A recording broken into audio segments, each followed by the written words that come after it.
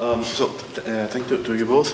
First, a question for Martina, because I do know that you also worked a bit on Marion's side of things, also since you're in touch with Andrea.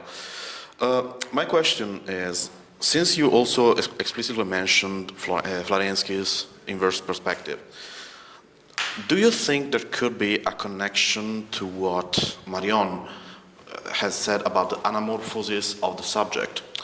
Because Marion, in one of his latest works, he actually described this process through which, through deposition, we can arrive at a form of contemplation of Trinity that is not through ontology but through the process of donation. And I somehow thought, I read Florensky like a decade ago nowadays, but I remember this idea of seeing the perspective in the icon as with the escape point on the beholder, and I was wondering whether there could be some kind of connection if you thought of that. I also have a quick other question. This partitioning of history implies a form of theology and also philosophy of history.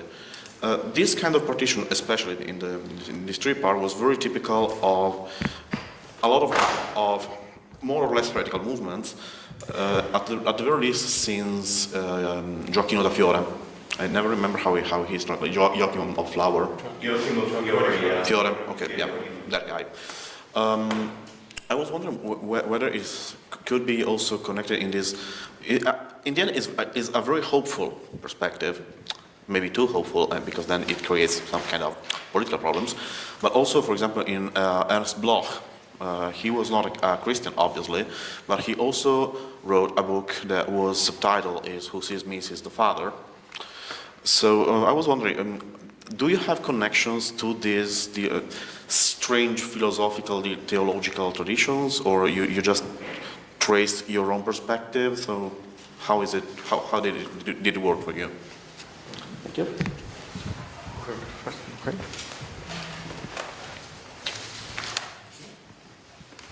So thank you very much for the question. And of course, it's a theme that I would like to explore because I actually don't know how Marion's anamorphosis is actually related to the language, the symbolic language of the icons. It's true that Marion of course, includes the icon, the saturated phenomenon, but he is not so much into the language of the perspective of the icon as Florensky is. So it's a theme that I would like to explore because I think that they are very related in a theoretical sense. I don't know how much in a symbolic sense as Florensky wants to, illustrate. So I think that we have to see how much is related to the historical symbolic of the icon itself. But I think that I will look about it, and I think that I will do our research about that, of course. Thank you.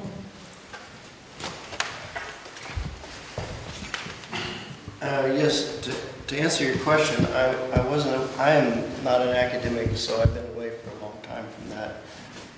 And I wasn't aware of him until somebody brought him to my Gioacchino Fiore.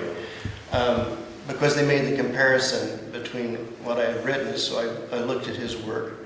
And I think that probably anybody who goes deeper into the experiential logic of discerning historical patterns and the Trinity will bump into some kind of grappling with these concepts, not only in terms of the Trinity as a theological understanding, but also as an experientially or interioritatively, but also throughout history. So I think it stands to reason that anybody who would think or experience deeply would see that effect in history. So I'm not surprised. As regards Bloch, I don't know who he is.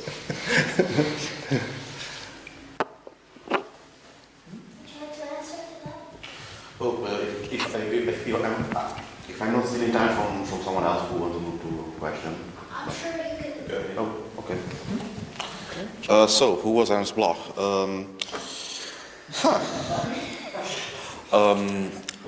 Where to start? He was actually somehow Marxist philosopher, not exactly orthodox Marxist. Also, he was a Jewish thinker. He was in touch with people like Walter Benjamin and Theodor Adorno, so some of the big names of the 20th century philosophy, some very also strange names of the 20th century philosophy. Bloch, actually, he tried developing some kind of non-theological eschatology. I could call it like this. He wrote a book that is called Atheismus in Christentum, so atheism in Christianity. But he also wrote books on Thomas Müntzer, the one who was basically slaughtered by Lutherans during the Peasant Wars. And his most important works are Geist der Utopie, so the spirit of utopia, and das Prinzip Hoffnung, so the principle of hope. He tried developing this very strictly utopian idea, and he also borrowed from these heretics, not only Giorchino, but actually he took also some inspiration from early Gnostics. I will censor myself because there's a whole theological thing about that. So he became known as the philosopher of hope. Of a hope that he wanted somehow to transcend the strict theological aspects, but still they are present in his thought. So he does speak about the possibilities of an age of the sun, but his idea of the sun has more to do with the Jewish eschatology passed through the whole secularization, because the whole liberal Jewish German thinkers. Then he was also a Marxist. So he kind of combined post-theological aspects with his Marxism. Then he ended up becoming one of the two, alongside with Arnold Gehlen, he ended up becoming one of the official thinkers of the DDR. And then he had to escape the DDR because they were going to arrest him. But he was extremely influential on both Johann Baptist Metz, one of the greatest Catholic theologians of the 20th century, and for the recently deceased Jürgen Moltmann. Both theologians of hope take from Ernst Bloch directly, actually. So that's the constellation. I hope I haven't spoken too much. I think we're obligated to think towards an eschatological horizon of hope. As Christians, I think that's part of our duty, to bring life into the world. So whether or not that seems perceptible, it's ultimately where we're going. So, yeah.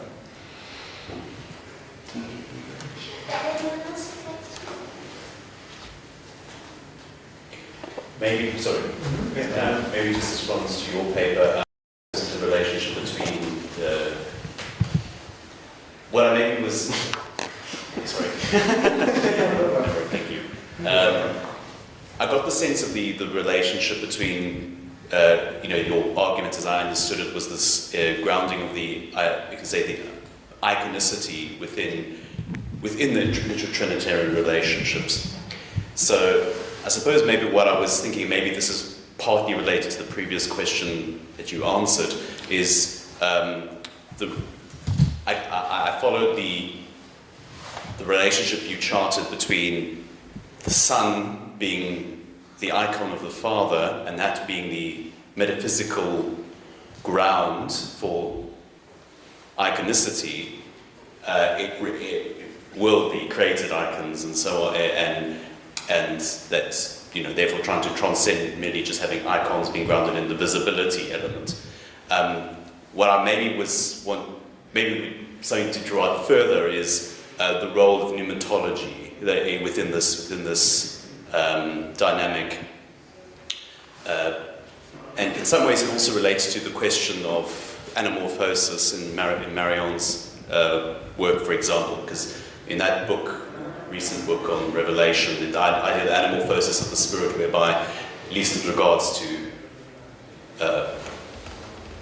subjects being transformed by revelation, the anamorphosis of the Spirit is whereby we are being directed towards the icon of Christ, for us at least. But Marianne's not too much into Trinitarian ontological speculation in this regard. But maybe from your side, maybe something just to think about is what difference does the Spirit make to this relationship? So, if the Father sees the Father sees His image in the Son,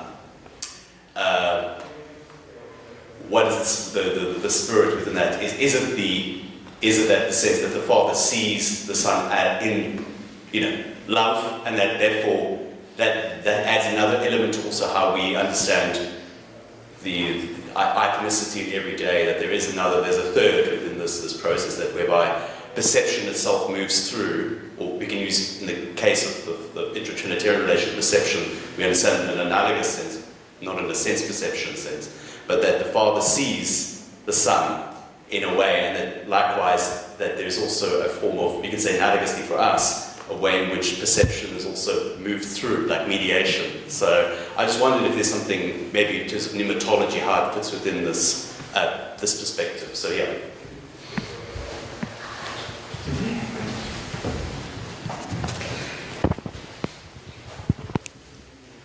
Okay, so thank you very much for your question. Indeed, it's a question that I already received, because the problem of defining in a Trinitarian sense the icon is where actually is the role of the Spirit in this problematic. So the fact is that I have not found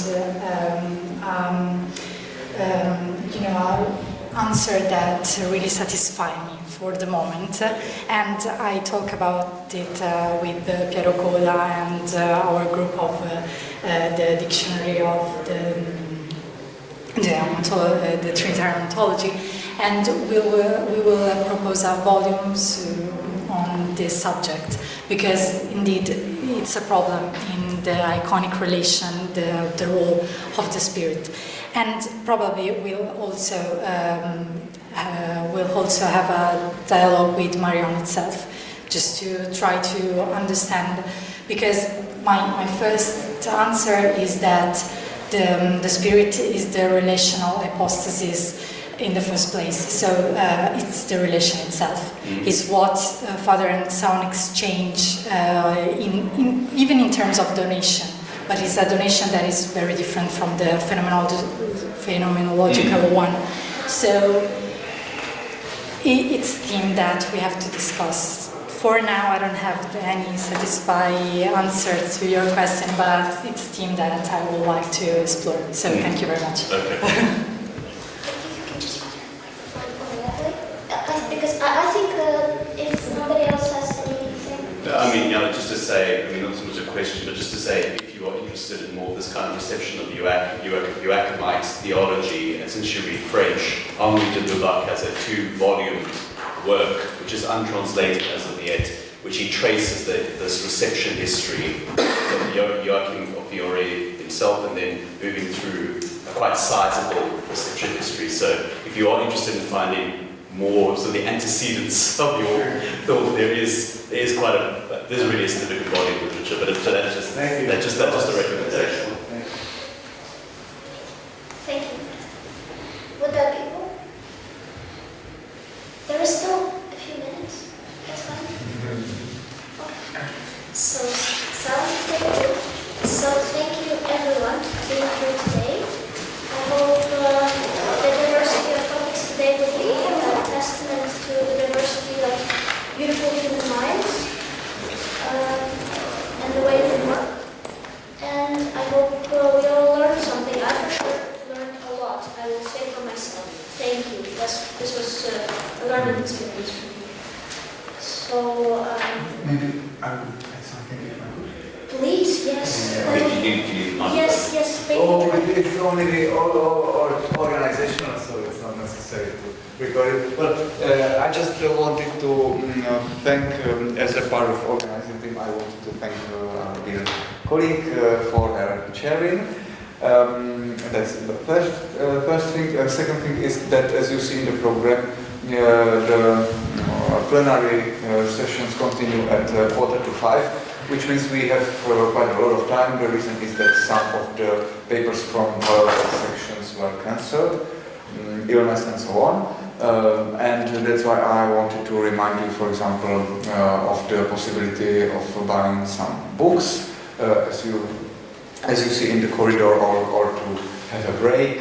There is a lot of things to eat and taste, and let's see at the plenary section. And the last thing, if there would be somebody who won't be at the plenary section, I wanted to remind us that the organization of dinner will be the same as the organization of lunch, which means that it's necessary to go there together. Just in the evening, it is without mass, but the principle of being together is the same, because the door is locked as it is. So just practical information. Thank you once more. Thank you.